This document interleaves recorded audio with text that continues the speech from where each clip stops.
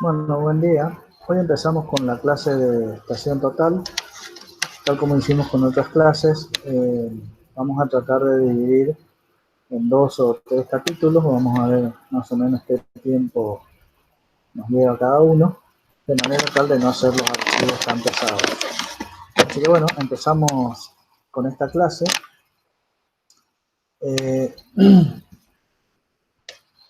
En la antigüedad, y cuando digo la antigüedad me refiero a hace 40 o 50 años, que hoy ya es antigüedad de eso, para la velocidad de los cambios tecnológicos, los trabajos de topografía y fundamentalmente los de planimetría se realizaban con teodolitos, con los cuales, como hemos visto, se pueden medir ángulos horizontales y ángulos verticales, y las distancias se medían con cintas métricas. Esto hace que ese trabajo se hacía muy dificultoso, ya que muchas veces los terrenos son terrenos que tienen muchas complicaciones, ya sea por una cuestión de su propia morfología, o sea, pueden ser terrenos muy escarpados, terrenos muy irregulares, donde es muy difícil tomar mediciones con una cinta métrica, o también a veces terrenos inaccesibles, ya sea porque son anegados, eran terrenos anegados, o bien porque eran terrenos con mucha maleza, con mucha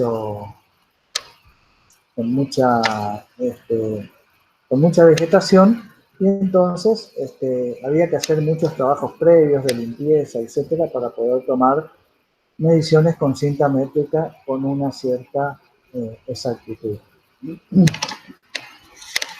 Felizmente, como les digo, hace unos 40 o 50 años aparecieron los IMED, así como su nombre lo indica, IMED, son instrumentos de medición electrónica de distancia, que permiten, a través de la propagación de una energía electromagnética que sale de un receptor, sale de un emisor, rebota contra un receptor y vuelve al emisor. Entonces, conociendo la velocidad a la que se traslada esa onda y conociendo también el tiempo que esa onda tarda en ir y volver, bueno, se podía calcular la distancia, o se puede calcular la distancia de una manera indirecta, utilizando la velocidad y el tiempo. Entonces, vamos a poner una figura para que ustedes empiecen a ver de qué estamos hablando.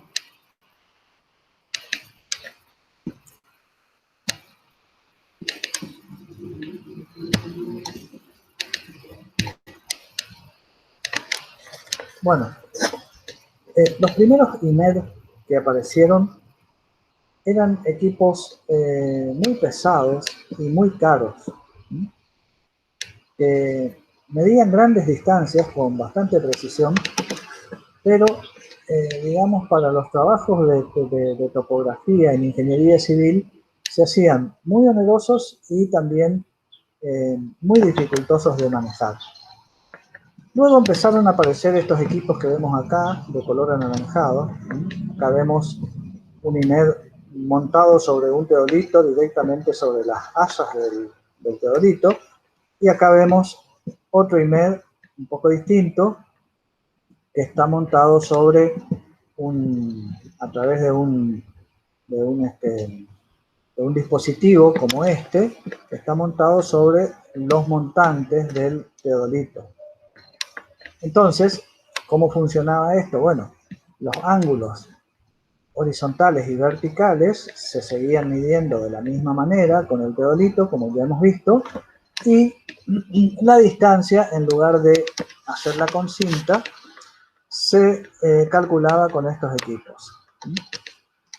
Con lo cual nosotros ya ganábamos una buena cantidad de tiempo. Bien, como les dije, estos equipos emiten o pueden emitir distintos tipos de rayos o de ondas electromagnéticas. En la actualidad, los IMED más modernos son ya equipos mucho más pequeños que estos que estamos viendo acá, con un peso de alrededor de 1 kilogramo o menos, y que debido a su tamaño y a su peso ya han podido ser incorporados dentro del equipo, dentro del teodolito, y por lo tanto ya no vamos a encontrar estos equipos aquí afuera. Ya están incorporados en el teodolito. Por lo general, estos equipos que estamos hablando, que ya se incorporan dentro del teodolito, funcionan con rayos infrarrojos, que emiten una onda sinusoidal. Vamos a mirar un poquito cómo es esa onda.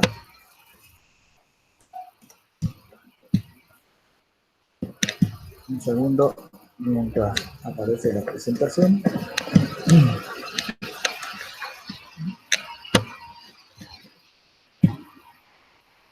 Bueno, este es el principio de funcionamiento de los IMED, la energía electromagnética se propaga a través de la atmósfera siguiendo la siguiente ecuación, que la velocidad es igual a la frecuencia por el ciclo. Lambda es un ciclo completo que hace la onda. Como les dije, es una sinusoide, la onda es una sinusoide. Acá cumplió un ciclo de 360 grados, un ciclo completo, como vemos acá, de valor lambda. Acá tendríamos la mitad de un ciclo. Y esto que vemos acá es la amplitud de la onda. Bueno, esta es la onda que emite un IMED. Vamos a ver ahora qué pasa cuando a esto le incorporamos también un receptor de esta onda. Entonces dejamos de compartir esto y vamos a compartir otro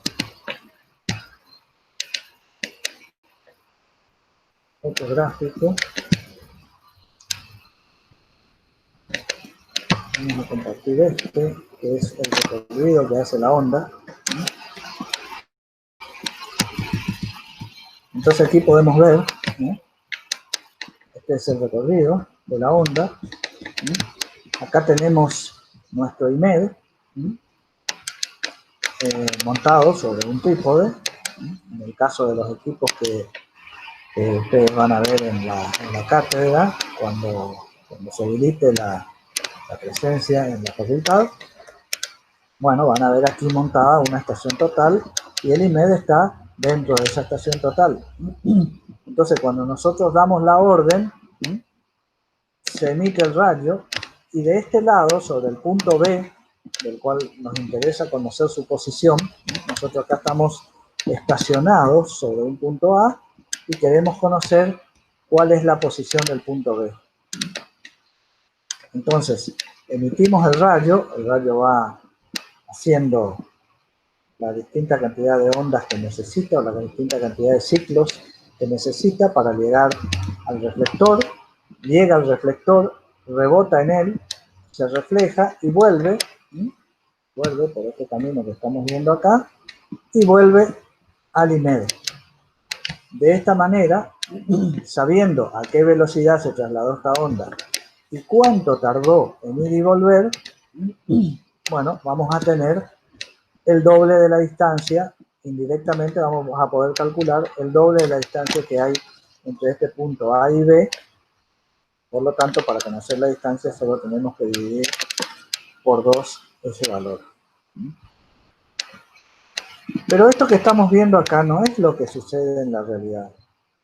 ¿Por qué? Porque es muy difícil, o casi sería un milagro, que la distancia entre dos puntos sea una cantidad de ciclos entera. Lo que pasa en la realidad es otra cosa que vamos a ver ahora.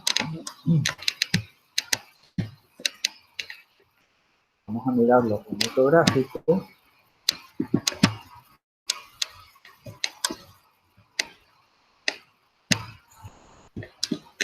Que es esto, cuando la onda se desfasa.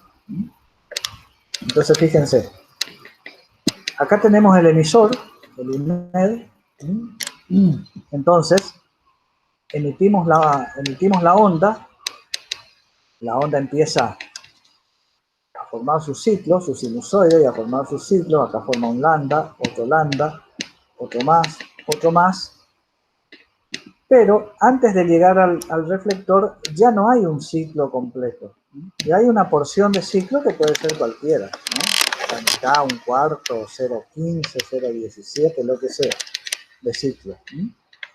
Entonces, la onda rebota en el reflector, completa el ciclo. Fíjense que acá ya no es como en el gráfico anterior, acá ya viene desfasada la vuelta. Perdón, un segundito.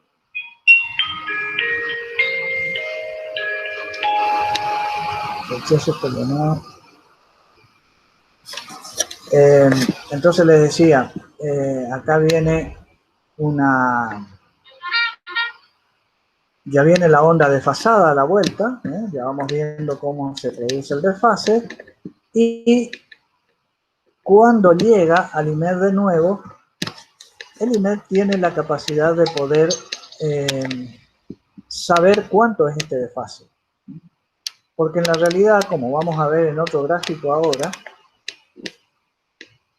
hay una onda que sale del IMED al exterior para rebotar en el reflector y volver al IMED, y hay otra onda interna que recorre el IMED, y luego las dos ondas estas llegan al mismo tiempo, y el equipo tiene la capacidad de ver cuál es la diferencia de tiempo,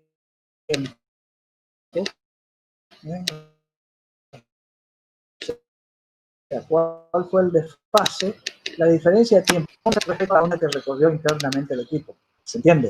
Entonces, de esa manera sabemos cuánto tiempo tardó la onda exactamente en ir y volver al exterior. Bien. Dejamos entonces de compartir esto y volvemos a la presentación. Bueno, vamos a mirar un poco para que ustedes vayan viendo los equipos que se utilizan. ¿Cómo son los reflectores? Que también normalmente los que usamos cuando usamos conectación total son unos prismas que quiero mostrarles para que ustedes vayan viendo lo que vamos hablando.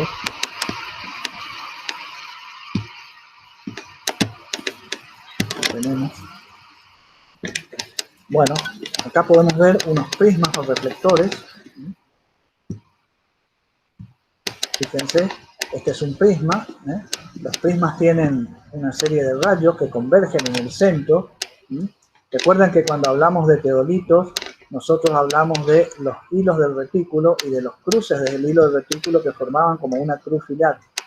Bueno, ese cruce de los hilos del retículo que aparece en el teodolito, también en la estación total por ser un teodolito, tiene que coincidir con el centro del prisma cuando nosotros estamos midiendo, porque eso es lo que nos da una medida exacta. Si nosotros apuntamos a cualquier otra parte del prisma, bueno, el rayo también va a reflectar, pero no nos va a dar la posición exacta del punto. ¿Por qué? Porque nos estamos desfasando del centro. Bueno, aquí tenemos un equipo portante de este prisma. Esto se ajusta a un bastón, que es el que nos permite ubicar sobre el punto que queremos conocer su posición, exactamente el centro del prisma. Acá tenemos otro tipo de prisma. Hay distintos modelos en el mercado. También este se monta sobre un bastón. Y también tenemos esto que es lo que llamamos un paquete de prismas. que ¿para qué nos sirve poner 3 prismas en lugar de uno? Bueno, cuando queremos medir largas distancias, porque necesitamos un trabajo un poco más expeditivo, más rápido, entonces lo que hacemos es utilizar un soporte como estos que admite la colocación de 3 prismas, de un paquete de prismas, y luego va, igual que el prisma individual, va montado sobre un bastón que nos permite ubicar el punto que nos interesa conocer su posición. Bueno, estos son fundamentalmente los reflectores. Hay también láminas reflectoras, es decir, no hace falta que sea un prisma, es una lámina que nosotros podemos poner sobre cualquier lugar y, bueno, conocer la distancia que hay entre el emisor y esa lámina. Bueno, vamos a ver ahora, volvemos aquí, y yo les había hablado de la onda interna y la onda externa que sale del emisor, y vamos a ver un gráfico donde ustedes van a poder ver el funcionamiento electrónico del INED.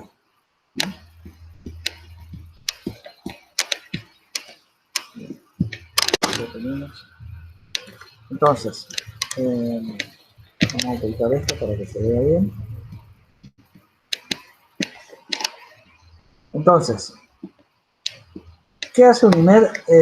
Fundamentalmente tiene un generador de frecuencia, que es esto que están viendo ustedes acá. Fíjense, este IMED, por ejemplo, tiene la capacidad de generar 4 frecuencias. Por lo general, cada frecuencia me mide una parte de la distancia, ¿no? O sea, la parte entera, la parte decimal, la parte centesimal, etc. Entonces, lo primero que hace entonces es generar la frecuencia de la onda. Luego, aquí hay un transmisor, es decir, el que transmite la onda con un factor de corrección ambiental. En los primeros IMED no tenían incorporado este equipo. Entonces, ¿qué pasaba? Directamente se medía la distancia y luego con una tabla que estaba en función, se entraba por la temperatura, la presión, la humedad, o sea, factores ambientales, nos daba cuál era la corrección que teníamos que hacerle al valor obtenido. Bueno, en las estaciones totales modernas ya viene incorporado este transmisor, de manera tal que nosotros podemos incorporar, antes de las mediciones, podemos incorporar todos los parámetros ambientales a nuestro equipo. Entonces ya le ponemos la temperatura a la que estamos trabajando, la presión, etcétera, de manera tal de que la corrección ya se haga automáticamente. Obviamente estamos hablando de mediciones donde necesitamos una precisión absoluta. Si son trabajos expeditivos, a veces no hace falta hacer esta corrección de parámetros. Pero bueno, lo importante es que existe y que ustedes tienen que saber que lo pueden hacer. Luego, que sale del transmisor, pasa al divisor de onda. Entonces acá pasa lo que yo les dije. Sale la onda que sale afuera y va al retroreflector o al prisma.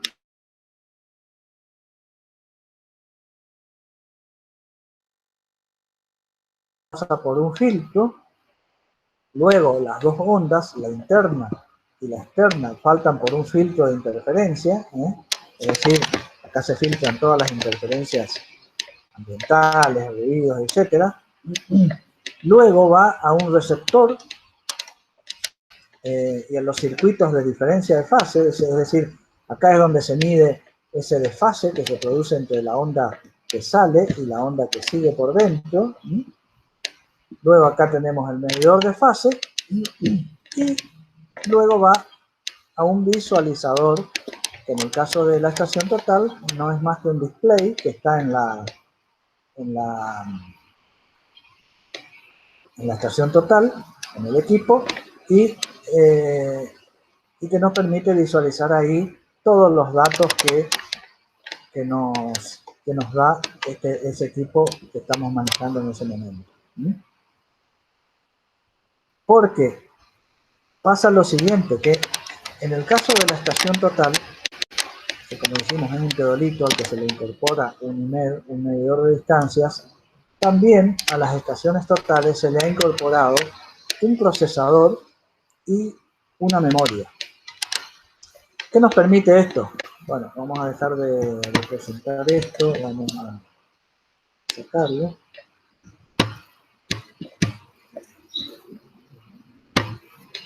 Y vamos a volver a la presentación. ¿Qué nos permite que la estación total disponga del teodolito, del IMED, del procesador y de la memoria? Bueno, nos permite, a través de ese procesador, como el equipo ha medido automáticamente ángulos horizontales, ángulos verticales y distancia, nos permite, a través de ciertas funciones que tiene la estación total, conocer la distancia horizontal que hay entre el punto donde estoy estacionado y el punto donde está el reflector. Nos permite conocer la distancia vertical, nos permite conocer la distancia inclinada entre los dos puntos y también, lo más importante para ingeniería civil, nos permite conocer cuáles son las coordenadas de ese punto cuando nosotros nos insertamos dentro de un sistema de ejes coordenados. Quédense con este concepto, nos lo vamos a ver en este capítulo, porque si no se va a hacer muy largo. Luego vamos a ver qué es lo que les estoy queriendo decir con esto. Lo único que les quiero agregar aquí es que al contar con una memoria, también nos permite grabar automáticamente todos los datos que vamos tomando. Entonces ustedes ya van viendo todas las ventajas de tiempo que tiene una estación total con respecto a un teodolito. ¿Por qué? Porque ya no tenemos que estar anotando valores, ya eliminamos el error de escritura que existe en los teodolitos. Uno de los errores personales es estar leyendo algo y escribir otra cosa. Y bueno, ahí ya estamos cometiendo un error. En este caso eso no sucede. Pero además nos da una ventaja más esto de que esté grabado en una memoria. Y es que las estaciones totales tienen la posibilidad de conectarse a una PC y bajar todos estos datos a un ordenador para luego procesarlos a través de un programa, de algún programa topográfico, y de manera tal que nos facilita totalmente la tarea de los cálculos que queremos hacer. Bueno, vamos a dejar entonces esta presentación por acá, como les dije, para que no se haga muy largo, y vamos a seguir con los conceptos sobre estación total más adelante. Así que, buenos días y nos vemos en la próxima.